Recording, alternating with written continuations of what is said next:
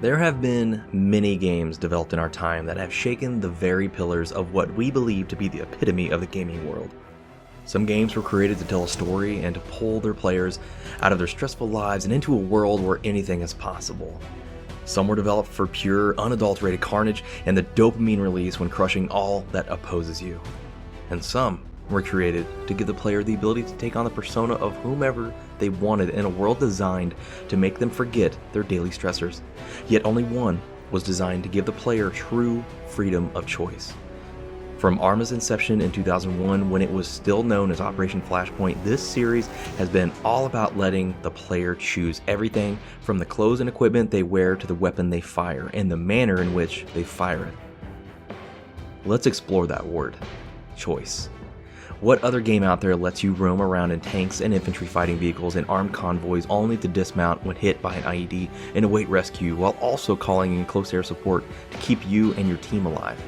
What other game lets you provide armed overwatch for friendly forces in a UAV while they infiltrate an enemy compound to eliminate an HVT? Or better yet, let you crew one of the many positions of an AC-130 spooky gunship while raining down hate and rage onto your enemy?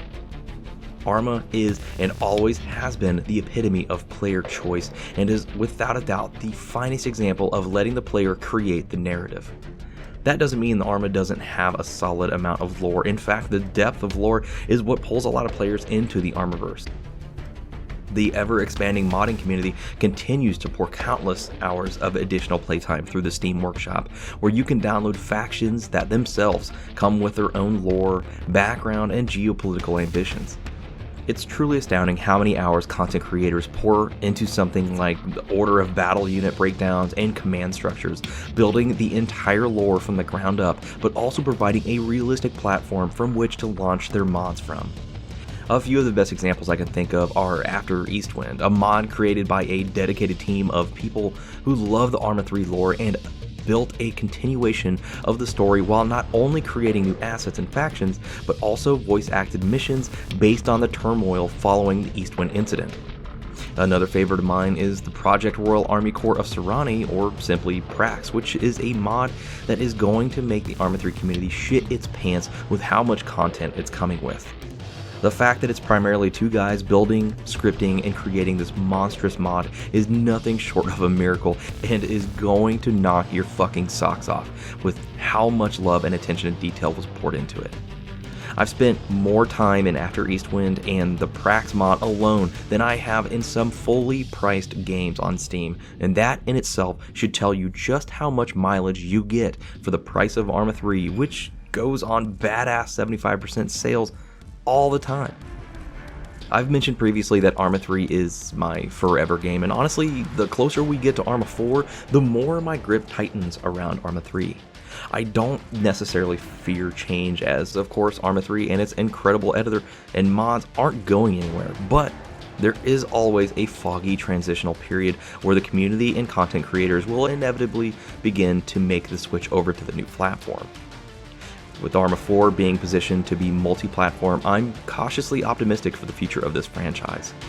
Of course, I want Arma 4 to be a massive success, and people on consoles should be able to enjoy the incredible depth and sheer amazement that is the Arma franchise. However, I hope the cost of this expanse into the console realm isn't the soul of Arma that we've come to know and love over the last 9 years.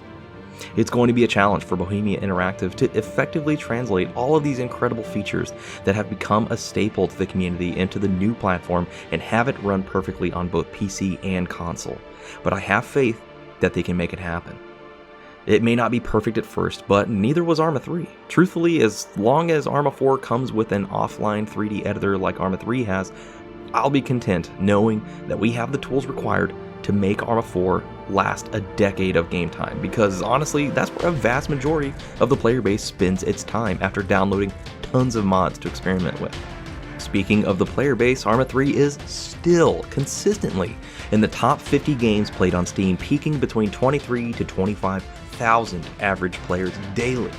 For a 9-year-old game, that is absolutely insane. Having played this game since 2013, I have to admit that there are still game types I haven't tried out myself personally with other people, though I have played the single player version and it's a ton of fun. For example, Liberation and Antistasi are fantastic game modes that were created by the player base with tons of custom rules and mechanics, and some of which are played on 24/7 servers where war is waged all around the clock by players and AI alike. PvE against the AI is typically the preferred method to play these missions. However, you have the ability to jump on the enemy team and give them a hand should the server parameters allow it. Game modes like Warlords have been given single player versions through scenarios on the workshop, and this game type is probably one of my favorites to play if I'm in the mood for some back and forth action without having to draw in a bunch of players. Though this game type is far more fun with players on your team. You may have seen some of my previous community lore videos showcasing some of the amazing works of art the player base has created, and that alone is a minigame in itself.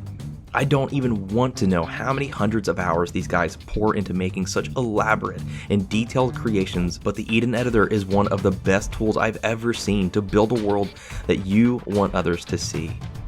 I myself have taken the plunge in trying to make some of these beautiful shots, and I've loved every minute of it, but I am nowhere near the quality or expertise level of some of these screenshot tyrants who honestly should get paid to make in-game art. They have a real skill and a keen eye when it comes to attention to detail, making some ultra-realistic looking screenshots that honestly make you second guess whether what you're looking at is real life or not. Again, this is a 9-year-old game, and these shots, while sometimes being touched up a little by Photoshop, are fucking insane. This, of course, being kept alive by modders that create awesome artwork extensions and animation mods like Whiplash and Polpox. With these tools, the possibilities are limited only by the creativity of the people working on them. Some actual works of art have surfaced over the last few years, and this was actually capitalized on by Bohemia during their Art of War DLC, where actual pictures created by the community were used to fill a Technology Expo scenario that came with the DLC. If that's not love for your player base, I don't know what is. The multitude of experiences you can have in Arma is absolutely insane. You can be an infantryman on the ground, briefing on an upcoming assault, and then storming that very objective with the AI or your buddies online in co-op.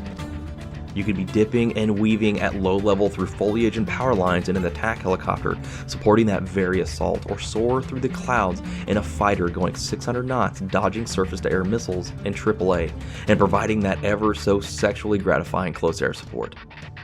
All of these support elements launch from a main operating base, which is absolutely crucial to any Arma 3 terrain, and in my opinion, makes or breaks many of the downloadable maps. Air support and vehicles will need a place to go to rearm, refuel, and get back in the fight. If it's not feasible to bring them back, then logistics elements can often be launched from these bases to provide critical supplies and reinforcement to the front line. The helicopter DLC introduced, in my opinion, not only one of the most fun, but also the most useful mechanics with sling loading. Here's a scenario: you're at the front line, but a vehicle has been knocked out and you're low on supplies. A couple CH-67 Hurons can remedy this by bringing in new vehicles and supplies via sling load, and then turn right around and drop off a fresh batch of troops. The Apex DLC introduced vehicle and vehicle transport capability, and this was an absolute game changer for the flow of battle. No longer are you restricted to drive your light support vehicles and IFVs everywhere. Now they can be delivered directly to the front line, helping the battlefields feel alive and ever evolving. There truly is no substitute for Arma and the multiple levels of satisfying gameplay that comes with it. Simulators like DCS are absolutely fantastic at what they do because they were designed to be honed in on just the flight aspects of gameplay, and that's fine. DCS is unmatched in aerial gameplay and immersion. There is no question there, and I myself have logged hundreds of hours in its beautiful skies since 2003 when it was known as Lock-On Modern Air Combat. But with all that insane fidelity focused onto one aspect of gameplay, the others tend to suffer as a result. DCS does have a ground element that was brought to it through DLC, however it's very rudimentary and not very fleshed out. Add to this that you're stuck in the vehicle's scope most of the time and not able to hop out and get that true ground pounder immersion, and you can see how Arma appeals more to those that want variation. Squad is another great example of singular focus in an aspect of gameplay, that being ground combat. As Squad is focused on the ground combat, IFVs and heavy armor were given a lot more love compared to DCS. Indeed, Squad is unmatched when it comes to infantry combat and the grittiness of ground warfare, but to me its aircraft feel a bit phoned in and fly more like battlefield aircraft. However, again, I can't fault Squad for this because it wasn't designed as a helo simulator. What it does have obviously is serviceable and the player base enjoys it, which in the end is all that truly matters. People should absolutely play the games they enjoy, no matter the faults or whether or not the mechanic is perfect. Arma is definitely one of those games that has its issues, and mainly with bugs, but some of them can be absolutely hilarious and make for some of the most memorable moments you can share with friends. That said, when the stars align and when Arma wants to shine in all of its glory, it is hands down one of the greatest gaming experiences a PC player can have, and I cannot recommend this incredible game enough. Whether you're going to do a completely vanilla playthrough with your gameplay or mod your game to death and drop your FPS to 10, Arma has what you want and will never fail to deliver an unforgettable experience. Well guys, that's all I've got for this video. I truly thank you for joining me today and watching until the end. Arma has become a second home to me these last couple years, and I'm eager to see the future unfold for this franchise and its player base as we take more and more steps down the road to Arma 4. Thank you as always to my amazing patrons for not only being the sexual icons that they are, but for being the foundational support allowing me to keep my Arma 3 server and Discord open. If you feel like supporting me and my work, I'd love to include your name in this list. And of course, I want to thank you, the viewer, for watching, commenting, liking, and subscribing. All the interaction we have helps the video do better and better, as the YouTube algorithm is a crude mistress.